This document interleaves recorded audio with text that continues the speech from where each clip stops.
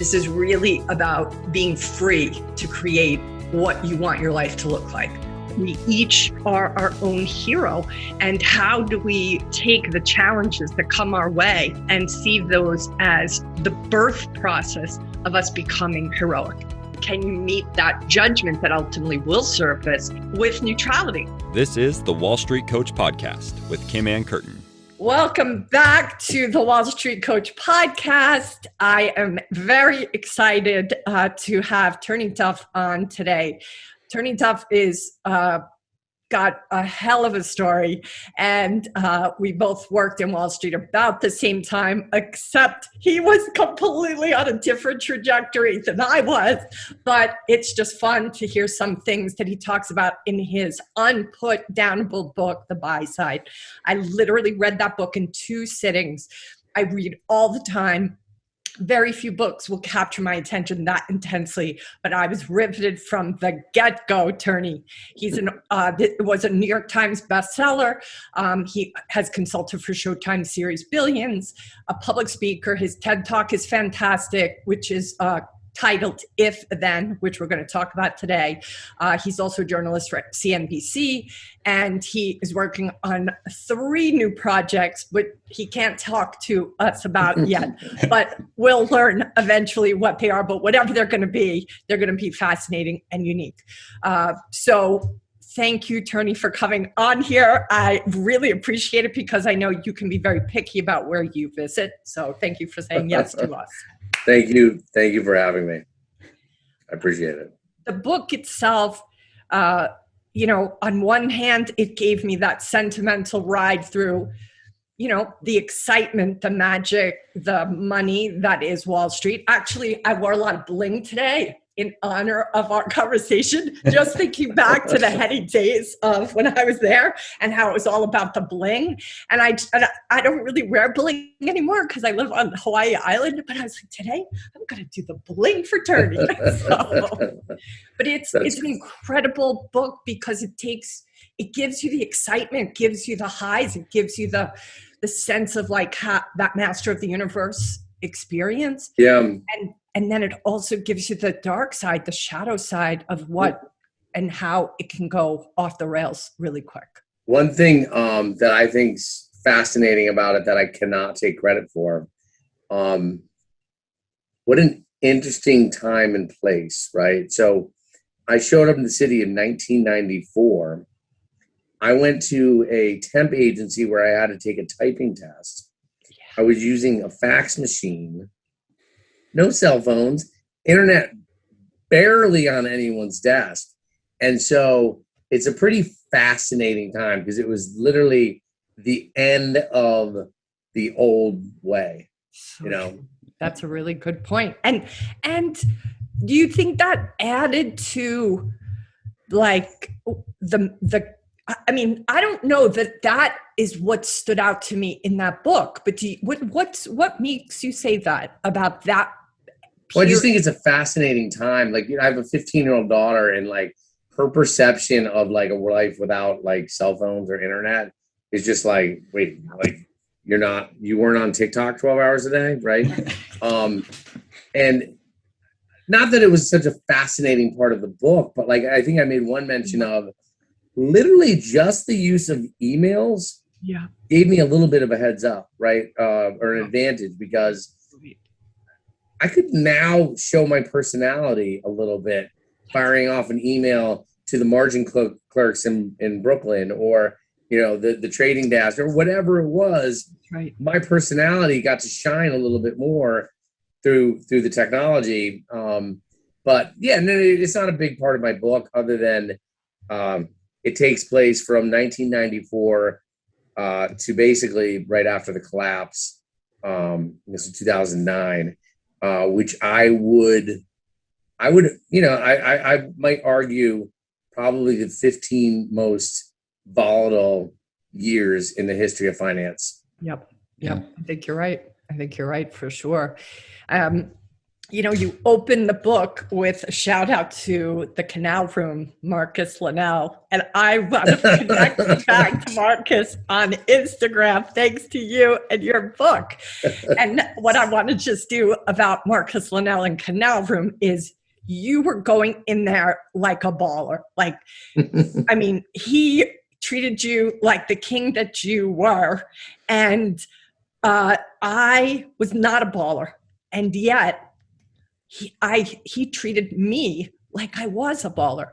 Right. One meeting. And every time I went back afterwards with one or two friends, I would get the treatment. And as I read your book, I was like, that man knew how to treat everybody like the king or the queen. And that was why, like, I always wanted to go there, because where else did I get treated like I was a baller when I still wasn't? Yeah, no, that's, and I talked a little bit about that in my book, but like, that's a skill, and it can be applied to nightlife, Yes. Wall Street, Yes. you name it, podcasts. Yep. It's a skill. Yep, it sure is. But I feel that experience, like you were doing that yourself in Wall Street. You were that, gatekeeper. You knew how to encourage people. You knew how to make them feel special and important. And, when I look back at that period of time, myself just being in Wall Street, if you made people feel better about themselves while in an environment that constantly kind of pulled them down, you were going to stand out. Yeah. But that's just the human, like, people just need to be seen. You succeeded at seeing them. And I feel that contributed so much to the opportunities you opened the door for. I would agree. It was a huge part of my success. And it wasn't necessarily having a skill. It was being kind and being genuine, because that's got a boomerang effect, Yeah. But it is a skill, Turney. It is, but I'm saying the first part of it, like the basic, just being a good person and being kind and being aware, that costs nothing, right? Correct. Yeah. Absolutely true. Absolutely true. But I've been dying to tell you this, that one of the first hedge funds I was in, we had a keg in the kitchen. I don't know if that's good practice. I don't think it was a good practice. But I looked back and it was like, I just knew I had stepped into a parallel universe. Right. Although if you would have looked under my mouse pad, you might have found a bag of cocaine that I was trying to crush. Really? Although I only got one bloody nose on my keyboard in my 15 years. That's pretty impressive. That was the only one. That's so funny. You're crushing it under the mouse pad. The mouse pad is really hilarious. It was just, I think in a lot of ways I was fortunate because of where I wound up being. I didn't experience some of the things that you experienced and other people experienced, but I feel like those are the situations so our audience, are day traders. Our audience probably, I'm very curious. I would imagine we don't have that many people who are working on Wall Street today. I'd be very curious to see. And if you do, please tell me in the comments so I can be aware of you. But I'm kind of curious, now I feel it's the antithesis of what was back then, right? It's so locked down, or strives to be. But to people that, I think there's an aura about Wall Street. There's a sexiness still that it retains. What do you think is the most important thing to tell somebody if they are on the path to working in finance today? Whether you're working in finance, want to be working in finance, currently day trading, whatever, but my number one thing would be teachable, right? And the baseline for that is, I would say somewhere around age 28 or 29, I had the epiphany or the realization that I actually know nothing, right? I know nothing, right?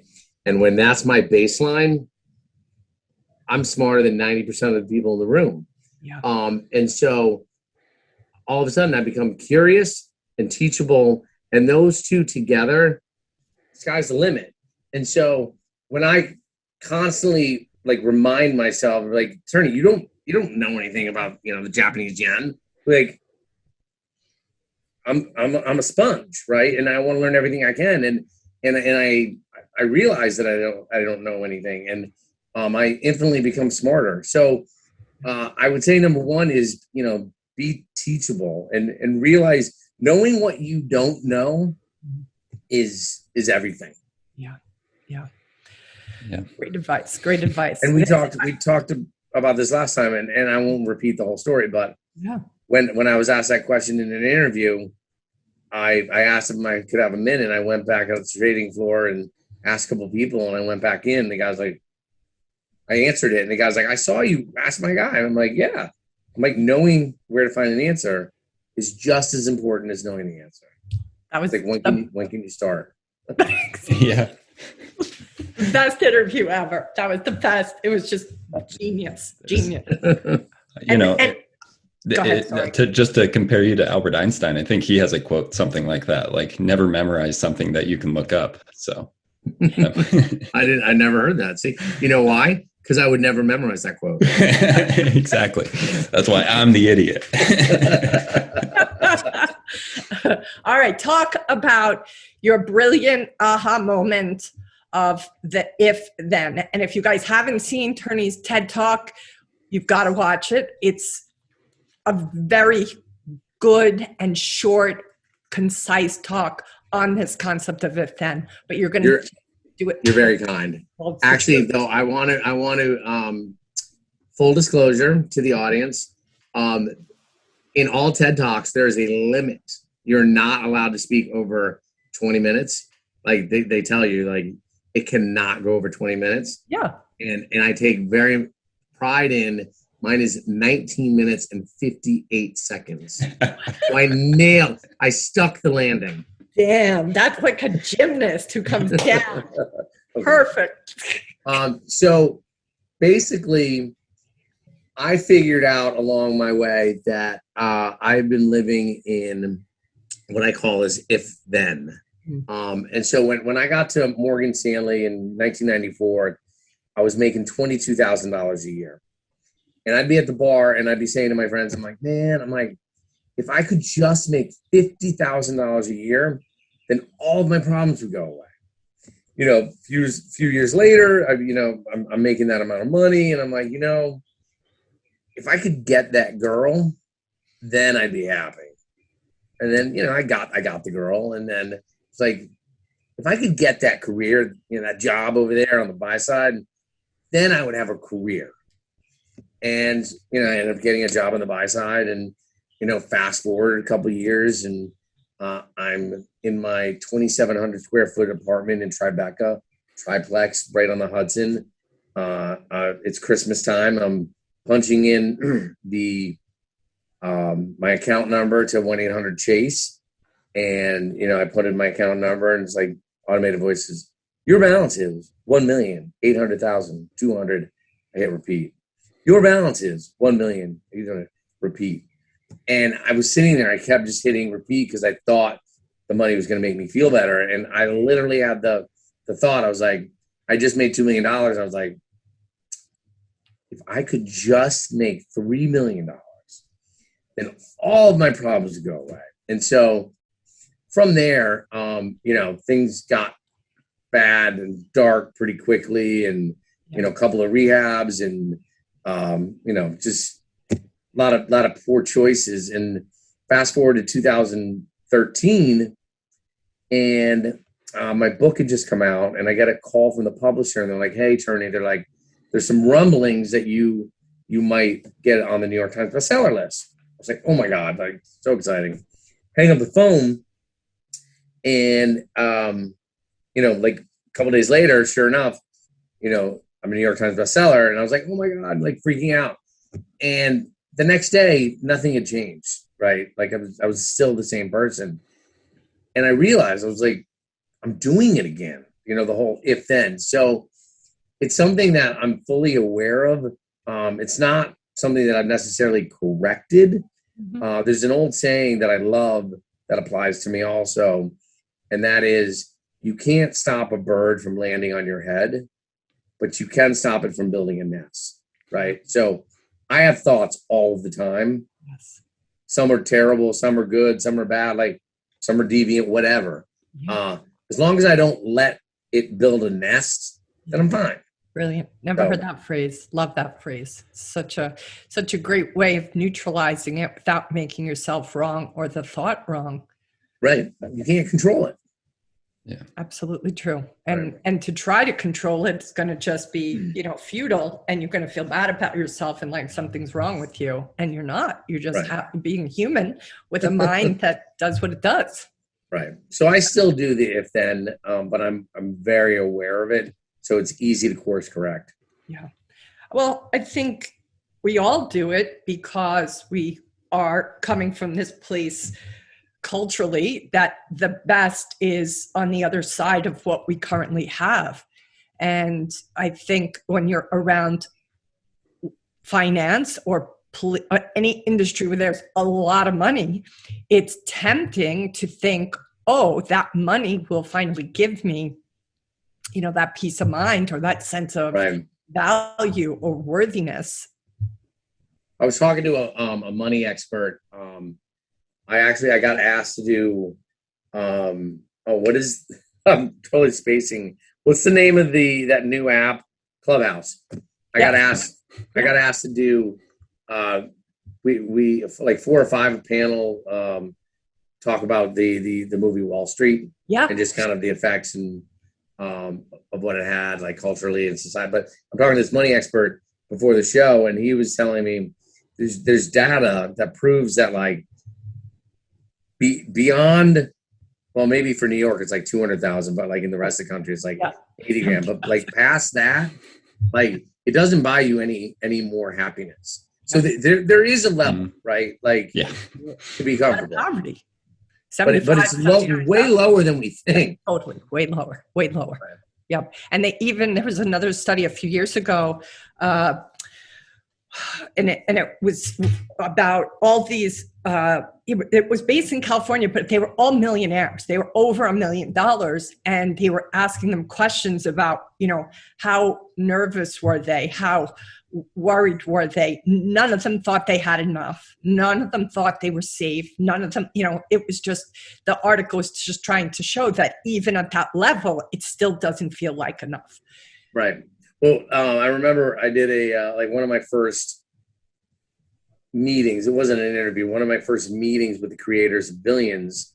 We were talking that, and they were trying to kind of get the mindset of like my former boss, Raj Rajaratnam, or Stevie Cohen, or any of these guys.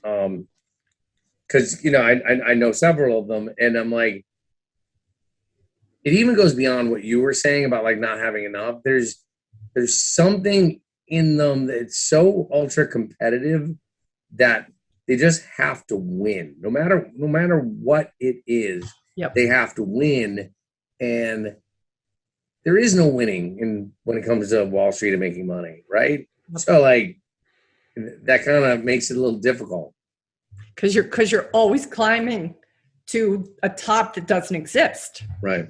Yeah, it's like getting ahead of traffic. Exactly. That's a very good metaphor. It's like you're all going to the same place, the box in the ground. Right. What do you feel you were surprised? Was there a surprise that came as you were in the midst of still being in finance? Was there any sort of sense of like, I thought this would be different? Like, it sounds like your sense of I've arrived was quickly stolen by there's something on the other side. But even in those moments, at least in the beginning, when you were, you got in, you got that opportunity, and then another opportunity, was there the sense of like, I thought it would look different, or I would look different, or it would be different? Maybe a little bit, but it probably felt more like it was like I was being followed, if that makes sense. I mean, disregard the like paranoia from cocaine, but like it was something I couldn't shake, right? Like, so it kept following me, this like discontent, and I could never shake it. And no matter where I landed or how much I, you know, amassed or consumed or whatever it was, I was just constantly sort of in competition with myself. And so I'm sure there were small moments of just like, what am I doing? Yeah. But never long enough to like stop me. Yep. You know, and so, you know, I have the disease of more. And so it doesn't matter what it is, like I just want more. Yeah. Yeah. Why don't you tell the audience that isn't familiar with who you are, what the buy side means?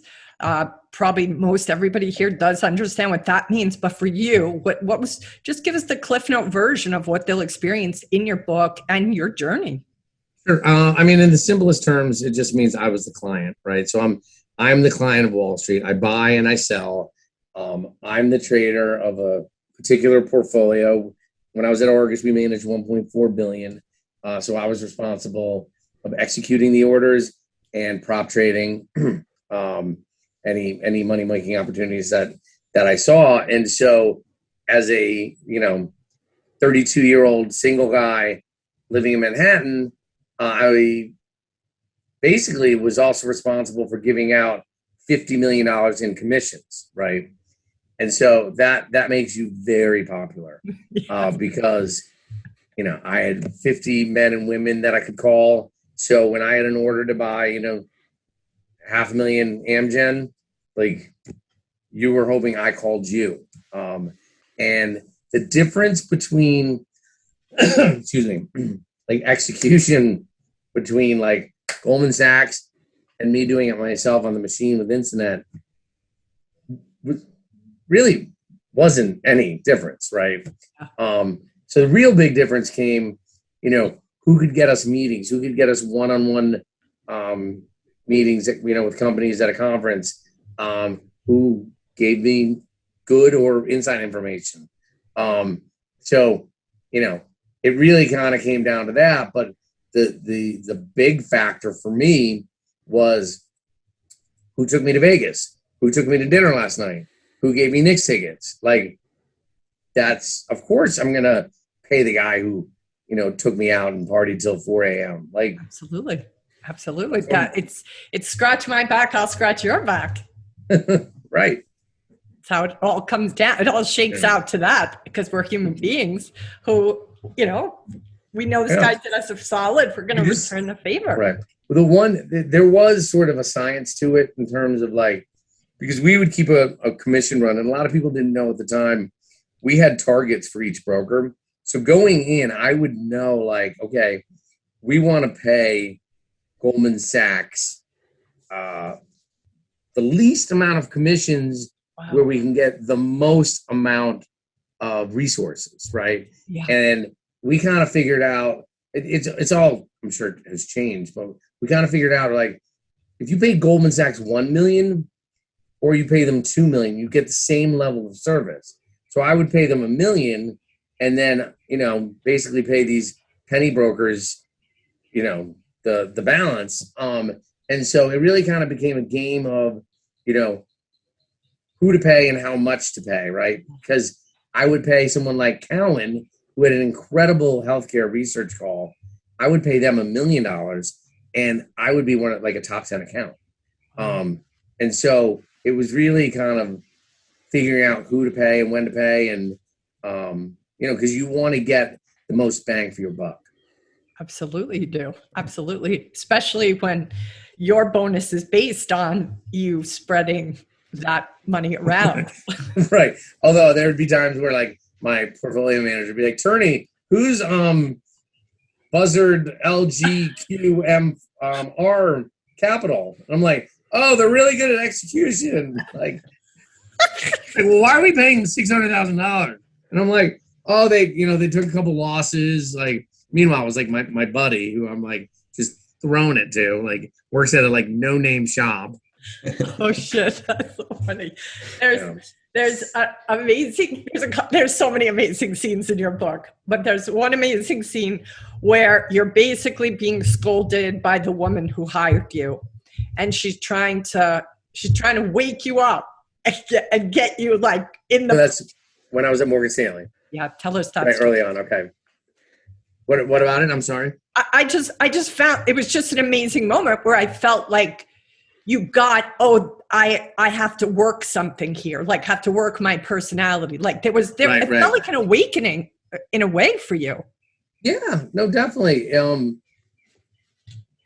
Yeah, I was still kind of trying to find my way. It's like, I don't know if it was ingrained in me from, my childhood or like how I was raised or whatever. Like I grew up thinking, like I remember the summer of 1995. I'm basically the same age. My last digit is the same as the last digit of the year. So in 95, I know I was 25. Yeah. And because I was born in 69. But I remember the summer 95 and I was like, oh, this is it. Like this is the last summer. Like I didn't think people north of 25 were allowed to have fun, right? Wow. And so, when I'm working in this corporate environment, I didn't know that I was allowed to show my personality, right? Like I thought I was supposed to be this like corporate stiff. So it took years, and it also took me realizing, wait, this is my not superpower, but this is my talent.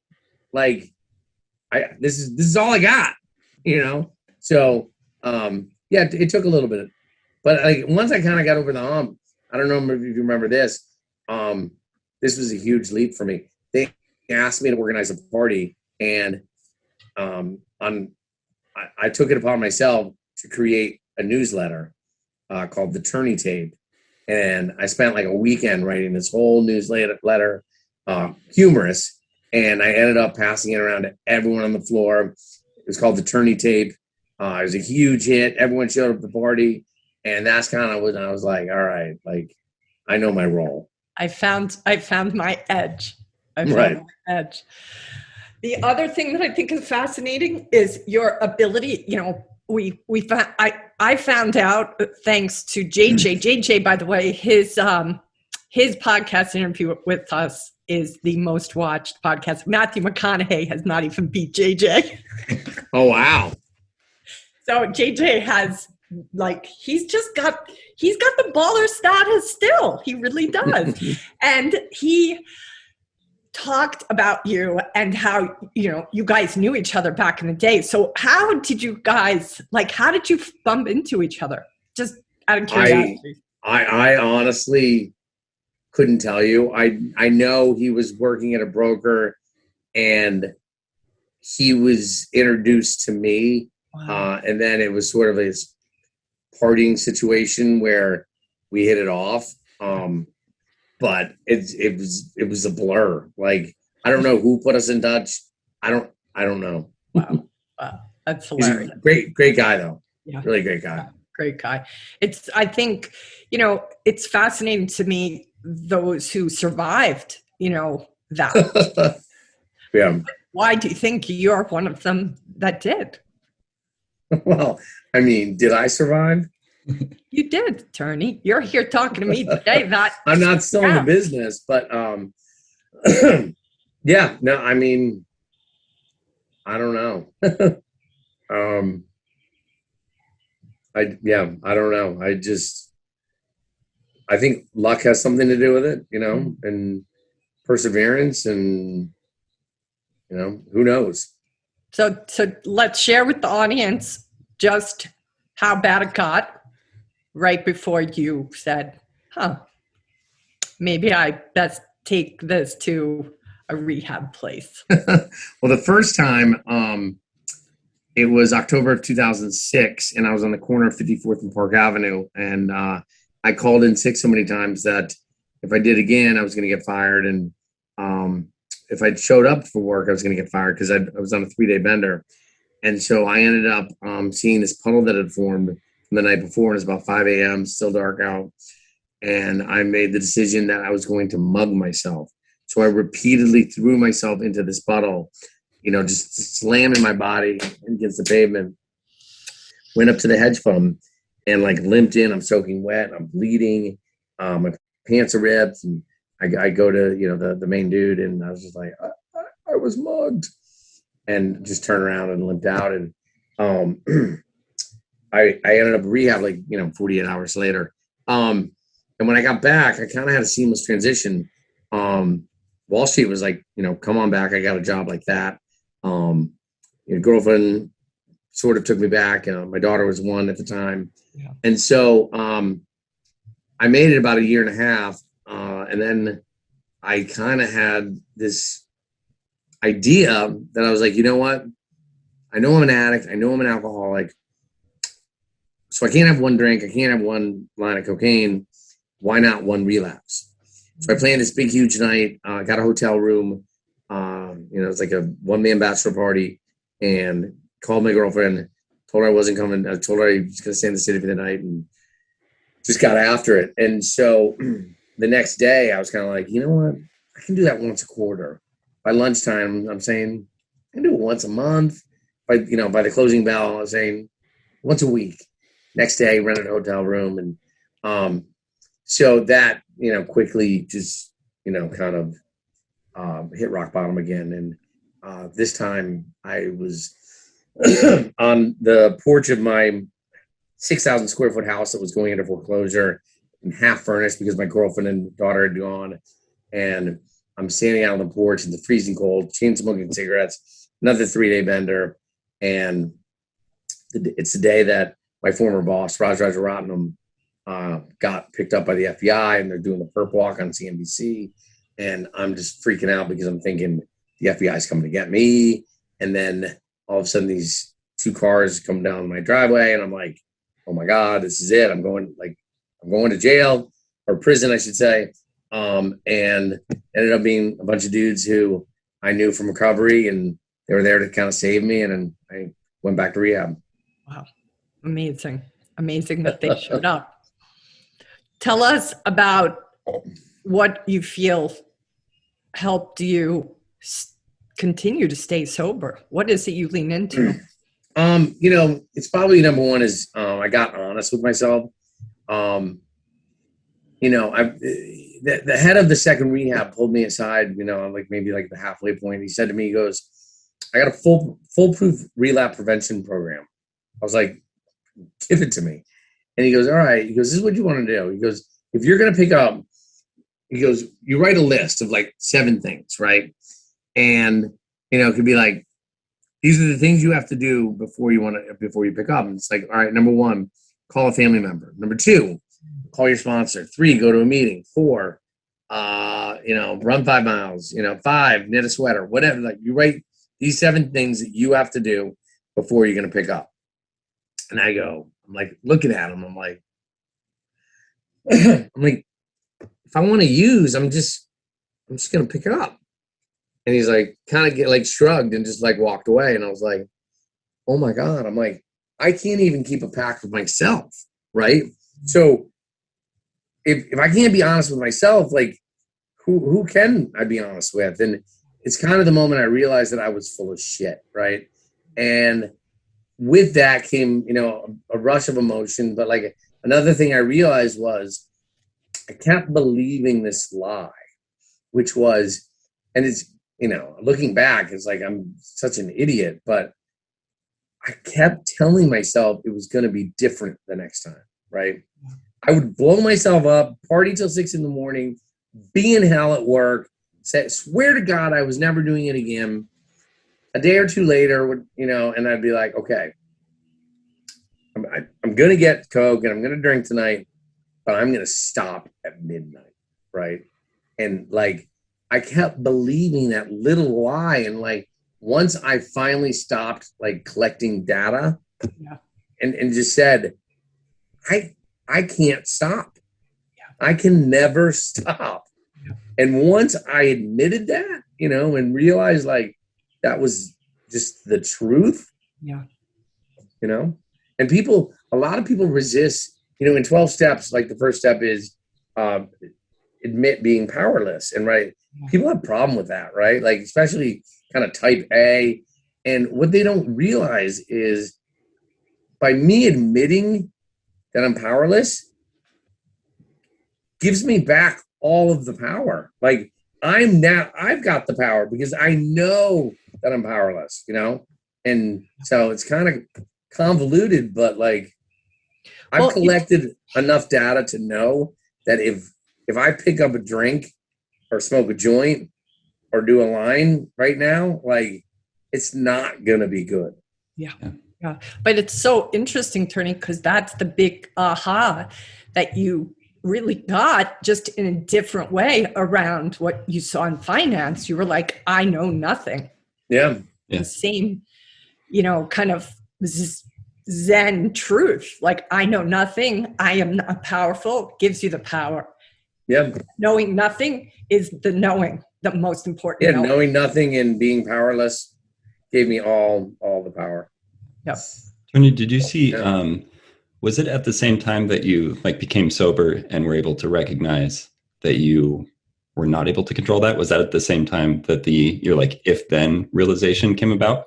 Because I see a correlation there, but I'm not sure if that. The if then, it's a great question. And the if then really sort of came to me later. It wasn't really until two things happened to me after I got sober for a couple of years. So it was like 2011 or 12. And so I'd been sober for a couple of years and I still was not happy, and I was kind of depressed and not in a good place. And I'm like, something's fucking wrong with me, right? Like I'm still not happy. I see my daughter every day. I'm getting along great with my ex. All of my amends went flawlessly. Just got a huge book deal from Random House. Like, how can I not be happy? Something is wrong with me. And so I went to the computer and I looked up what the pursuit of happiness meant. And what I learned was that in 1776, it meant honor, courage, how you live your life. And so that was a huge turning point for me, where I realized, okay, my goal and definition of happiness is way off. Like, I might be sober, but like, I got a lot of work to do. And so it wasn't until I became a New York Times bestseller in 2013, and I'd had that if-then experience in sobriety that I was able to kind of bring it all together. And so, just kind of wrapping the whole thing up, one of the things that I find so powerful for me is when you can have a sober reference or a sober experience, when you're able to have sort of like an experience in, it's easy when you're talking about sober and not sober, but this applies in all facets of life. But like when I was able to kind of sort of have an experience of, what it means to be like one day at a time, like I could apply that to the rest of my life for future experiences. And so, kind of when I had that if then moment and realization, I was like, oh, like I do this, right? And so like now I started paying attention. So it kind of, getting back to your original question, it's been a slow build, and I keep kind of just putting stuff on top of each other.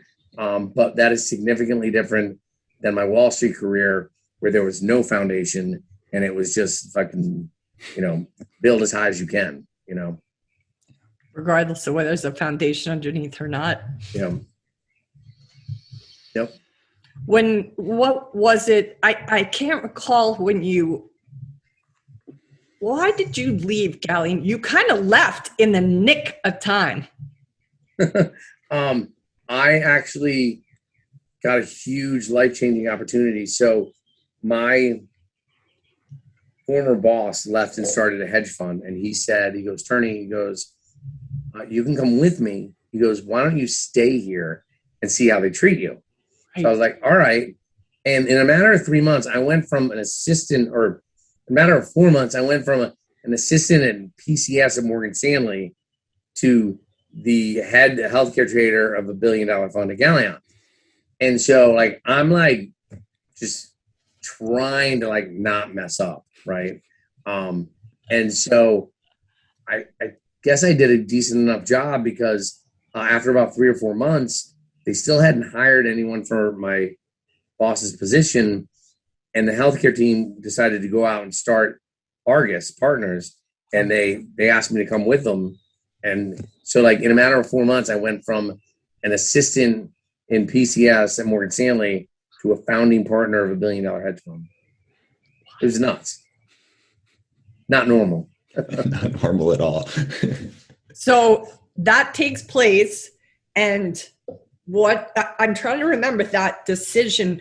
Once he left, what happened again? Wasn't there some kind of they were kind of doubting themselves? They were upset that he had left, and there was a bit of a crossroads where you were like, "Ooh, do I want to stay here?" Or there was a lot of drama back and forth, but so I ended up having a conversation with my uncle like the night before I was supposed to resign. So I went to the new offices of Argus, got my offer.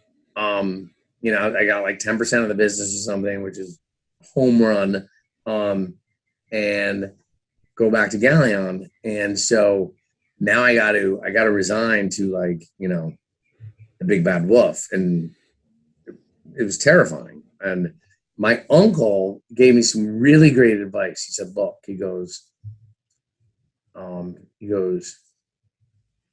when you decide to resign, he goes, don't change your mind. I was like, what do you mean? He goes, look, they might offer you more money. Yeah. He goes, but they will never forget. And he's like, they will get that money back somehow, some way. And so and they'll never trust you. Right. So I go in there, I resign. You know, at this point, I'm 29 or 30 years old. And they're like, we will put $300,000 into your checking account today if you stay. And I was just like, nope. And they're like, you're not going to stay for $300,000 right now. I was like, nope. I left. That was courageous. Thank God for your uncle. But I guarantee you, they would have got that $300,000 back at some point. Absolutely. Yeah. Especially those guys. And you might be in jail now because you would have stayed. Totally. That's probably even a stronger possibility. Right? I mean, God, that is not the place you wanted to be. Yeah. I feel like you have a lot of angels and like like beams that came out the window in the nick of time, like Mr. Magoo. Like you just right before that all blew up, you got out. That your uncle gave you that great advice. Like you have a lot of grace that shows up in that book. Thank you. Yeah, you definitely do. You definitely do. A lot of luck. The other piece that I just want to touch on because I think it's really fascinating is you talk about how you were able to handle your losses. And that is, of course, something a lot of traders struggle with. They personalize them. You seem to have a really great success track record of not personalizing those losses in your trades. Right. So sorry. Talk about that. I was complimented a lot on how well I was able to take a loss. And, you know, kind of like one of the ways that I used to frame it, I was like, well, and I think we talked about this last time, but like, I used to get annoyed when people would be like, well, where did I buy it? You know? And I'm like, I don't give a shit where you bought it. This morning you walked in and you didn't sell it. So it's your position. So the way I sort of framed it in my head was like, if Amgen, and I'm making a number up, but like Amgen's trading at 98, if let's say I bought it at 100, right? And I sell it at 98. And next week it's trading at 90. It's an awesome trade. Like awesome trade, right? Should have I shorted it? Of course, but whatever. Like, and so once I kind of realized I can make great trades with losers, like it just kind of changed the game for me. And I talked a little bit about this in the book. Years later, I was diagnosed with dysthymia, which is a low-grade depression. So that might have actually sort of also helped me a little bit, just because emotionally I didn't get attached to anything. And so, you know, I would recommend, you know, sometimes I would say to my analysts, like, I wanted to remove their computer screens. Like, don't even let them know where things are trading, right? Like, you tell me where to sell, you tell me where to buy. Don't look at the computer. Wow. Well, but I mean, there's, you know, and I think we talked about this also. I used to take secret mental notes. You know, years later, they would kind of catch on to me, but I would talk to people when their guard was down, like on a quiet Friday or downstairs smoking a cigarette or whatever. And I would get these sort of unemotional, honest responses. And then I'd go back to the desk and I would write it down. And, you know, 3 months later, I'd walk in the office. I'd be like, you said you buy Intel if it ever reaches. And they're like, but no, it's down 7. No. I'm like, you said it. And I'm like, I'm going to buy it. And they're like, no. But they were too afraid. They're too afraid. Yeah. And the fact that you could tell that when they were unemotional, there was jewels there. That is just genius, dude. That is genius. Well, I mean, I don't know. I mean, if you pay attention, you know when people are good at their job. And this is the other thing, and we talked a little bit about it, and it's in my book. I also paid attention to people's weaknesses, right? So like when I was at Argus, our best analyst was this med tech guy, right? He was phenomenal, but I'm trying to be better with my words, and I don't want to, like, you know, cross any lines of masculinity. Like he would be called derogatory names as not being a man, and but I knew when he came to my desk and he'd be like, "Hey, Turney, can you buy 25 Medtronics?"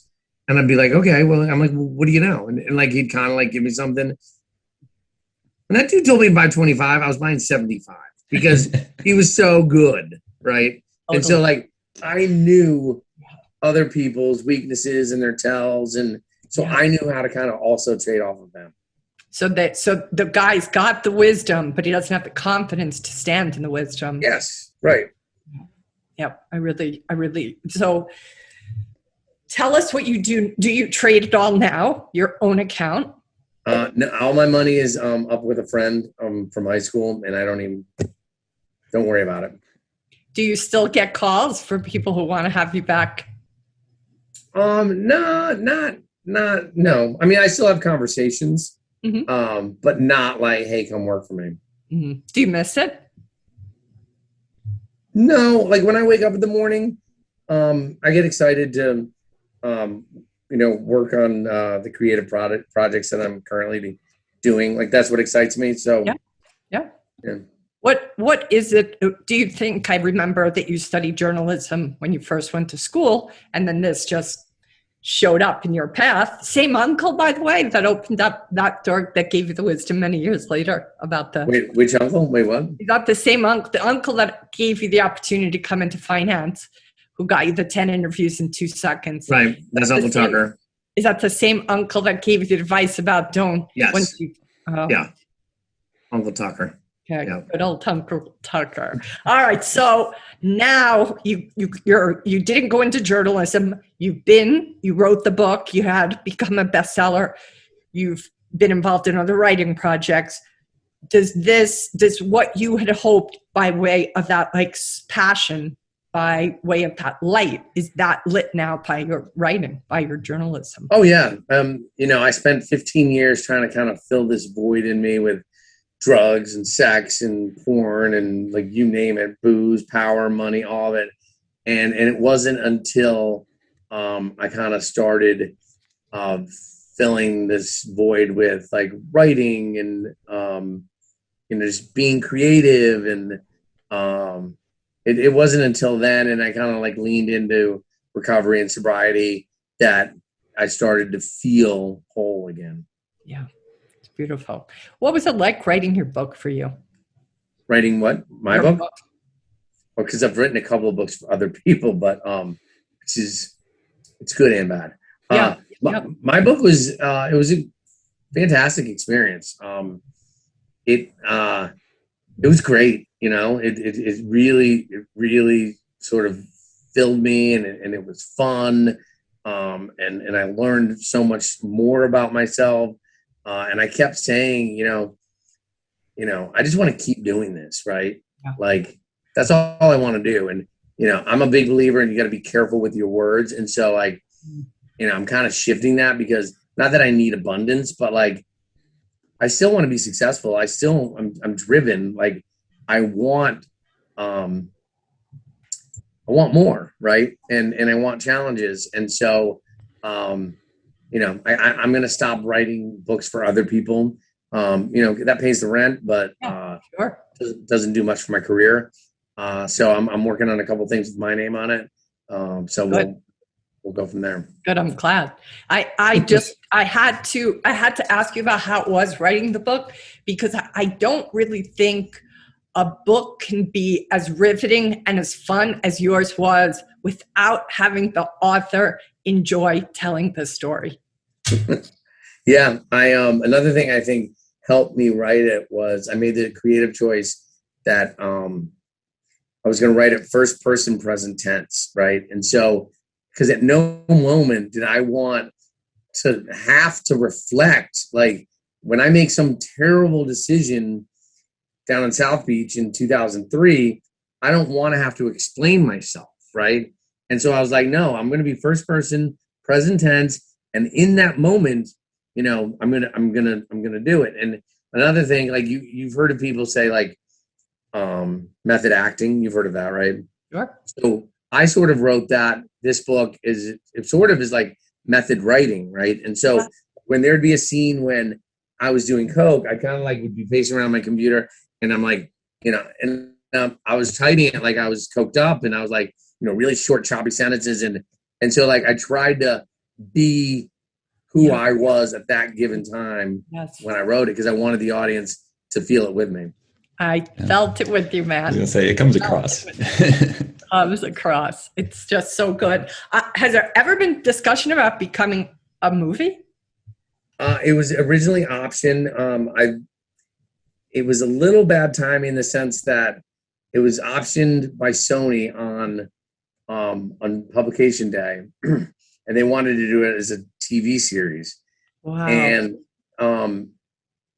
that following, they sat on it, and then that following December, The Wolf of Wall Street came out, and then a few months later, Billions was announced, and so they both stole a little bit of my thunder. Like the addiction story from Wolf of Wall Street and the insider trading hedge fund life of Billions, and so my project kind of just went away. But I would say nothing's ever dead. Yep. So.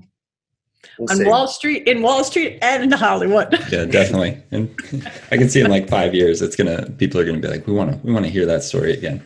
Exactly. Anything else that you want to speak to, Turney, before we close her up? No, I thank you so much. I can't wait to come visit you in Hawaii. I can't wait till you come visit me too. And the Big Island, your friend is on the Big Island, isn't he? I think I get confused. I know Hawaii is a state, and that's where my knowledge ends. I think you said he has a place on Big Island and also works in Oahu. So that's a plane. That sounds familiar. Plane ride away. But right. You're going to have to come to let me buy you a Mai Tai. Well, I can't buy you. I'll get you a virgin Mai Tai. There you go. But I'll find an umbrella drink that you can have. And then for him to show you the island, because this is a very magical place. Yeah. It really is. Yeah. All right. So great to have you on. Thank you so much, for your wisdom. And, again, people, if you haven't read his book, The Buy Side, read it, because it's just not just lessons about finance and Wall Street, but lessons just about life. So, and you do it in such an incredibly hilarious, you're so funny. That's the other thing I meant to say. Like, not only is it a riveting book, but it's hilarious. That's really hard to write, Turney. Make me laugh out loud in my living room. Like, I did it. Well, I have 50 years of making fun of myself, so. You are a very creative writer. So thank you. Thank you for coming on. Thank you. Let us know what you think about this amazing man in our comments, and we'll see you guys the next time on the Wall Street Coach Podcast. This has been the Wall Street Coach Podcast with K-Man Curtin. You can find out more about her and her team online at thewallstreetcoach.com. If you've enjoyed this podcast, please consider leaving a 5-star review on iTunes. Thank you for listening.